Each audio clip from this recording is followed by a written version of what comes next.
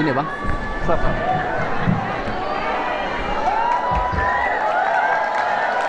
Assalamualaikum warahmatullahi wabarakatuh. Sampurasun, salam, Om Swastiastu, Namo Buddhaya, salam kebajikan. Semua jamaah yang hadir pada kesempatan malam hari ini, saya menyampaikan selamat merayakan Natal. Semoga kebahagiaan, kemuliaan menyertai Anda semua. Pak Niko yang saya hormati, saya panggilnya Pak Niko saja karena itu yang populer, dan seluruh para pimpinan gereja. Saya hanya melihat dua hal saja. Yang pertama adalah Yesus terlahir di kandang domba. Apa sih maknanya dalam perspektif kebudayaan yang saya pahami? Bahwa dia dilahirkan untuk mengembala. Tradisi mengembala ini adalah tradisi kebudayaan yang dinantikan dalam kepemimpinan kebudayaan Sunda, yaitu Budak Anom. Ciri pemimpin sejati adalah seorang Budak Anom. Saya mau bersama Budak Anom itu kayak gimana sih? Budak Anom itu adalah budak buncir, budak janggotan. Itu ciri. Budak buncir apa? Itu artinya perutnya dia kayak orang hamil. Mungkin dianggapnya penderita stunting. Buncir kayak jutek. Apa makna dari pemimpin itu yang perutnya buncit, atau budak Anom itu perutnya buncit, atau pengembala itu perutnya buncit? Maknanya bukan perutnya yang buncit, maknanya perutnya tidak pernah lapar. Karena maknanya perutnya tidak pernah lapar, maka orang yang tidak pernah lapar akan terpercaya jadi pemimpin. Tapi orang yang selalu lapar, maka dia tidak akan pernah dipercaya. Kalau jadi pemimpin, pasti dia memakan anggotanya. Kalau jadi gubernur, dia memakan rakyatnya. Maka dia selalu perutnya kenyang, tidak pernah lapar. Maka janganlah Anda memimpin pemimpin di antara Anda semua adalah orang yang lapar. Yang kedua adalah budak janggotan. Dia punya janggut. Apa itu artinya? Dia punya sifat-sifat yang arif. Dia punya sifat-sifat yang bijak. Dan ciri dari semua itu, janggut itu cirinya ada di pohon. Semakin tua, semakin ratusan tahun, maka dia adalah sebagai pohon yang sangat berwibawa. Saya melihat di perayaan Natal itu, saya melihat ada lambang. Lambangnya itu adalah cemara. Apa itu artinya? Kenapa cemara? Karena sangat ada perspektif Eropa. Apa artinya? Bahwa orang yang merayakan Natal itu harus dilindungi oleh pohon. Kalau ada pohon, maka dia akan terang. Maka dalam tradisi Sunda, seorang petapa itu pasti bertapa di bawah pohon. Sehingga apa sih yang menjadi pikiran saya? Yang menjadi pikiran saya hari ini dalam beragama, kalau persoalan keyakinan pada Tuhan sudah luar biasa. Kemudian ajaran memberi pada sesama dilakukan pada setiap waktu, termasuk hari ini. Sebentar lagi nambah 12 juta, nambah ya sudah nanti jadi 50 juta.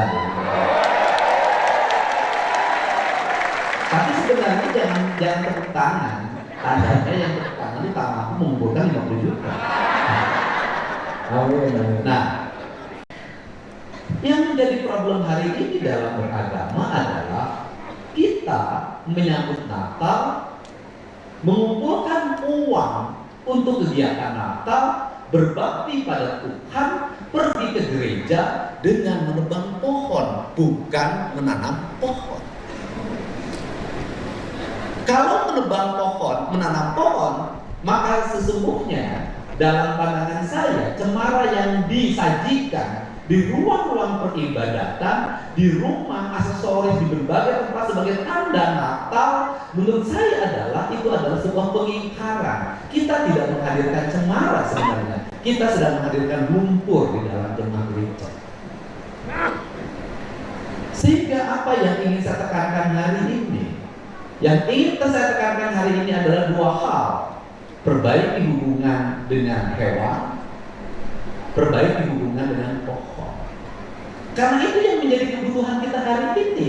Dan kalau kembali pada Yesus, dua hal itu yang saya lihat. Nah, kalau kembali pada dua hal yang saya lihat, apa yang ada dalam diri Yesus? Yang ada dalam diri Yesus itu adalah sebuah penyerahan diri secara total. Amin.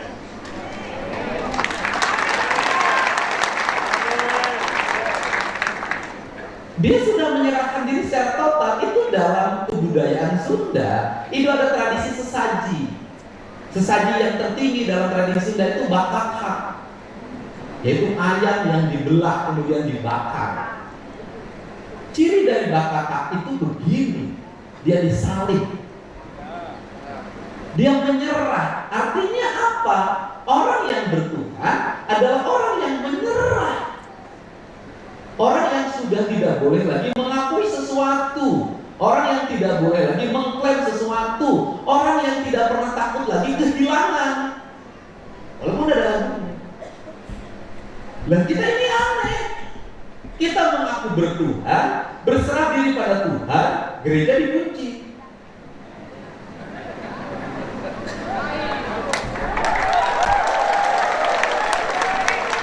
Tambah lagi pakai CCTV. Ditambah lagi pakai security. Pertanyaan saya adalah, di mana letak penyerahan diri Anda? Di mana letak penyerahan diri saya? Kalau selalu dalam setiap waktu takut, bukankah rasa takut itu tidak ada keyakinan? Orang-orang yang memiliki keyakinan tidak ada rasa takut dalam dirinya. Jangan pernah takut miskin. Jangan pernah takut tidak punya jabatan. Jangan pernah takut tidak punya duit. Saya tidak punya istri aja nggak takut.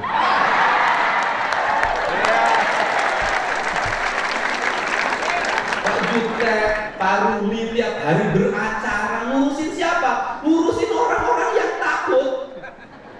Padahal beragama, apapun agamanya. Takut apa? Gugat waris. Takut apa lagi? Hartanya diambil orang. Takut apa lagi? Semuanya takut. Apa yang membuat pertikaian di negeri ini? Rasa takut. Kenapa orang tidak mengizinkan rumah ibadah? Takut.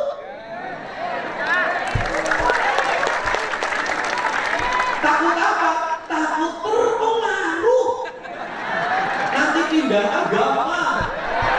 Saya tiap hari gaul sama Pak Jutek dengan Pak Ruli, nggak pindah agama, paling pindah isi dompet.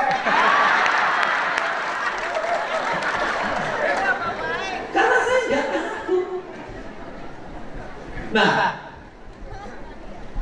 tapi tiap hari kita berteriak iman, iman, iman.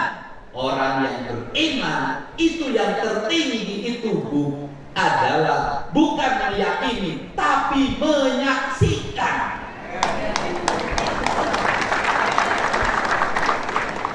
Kalau sudah menyaksikan berarti dia bersaksi.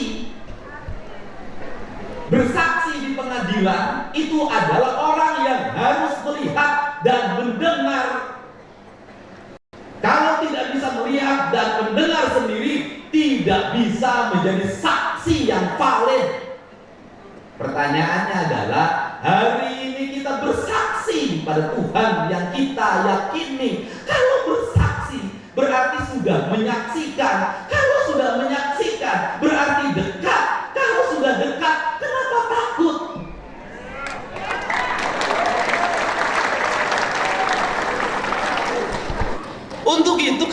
kita takut miskin?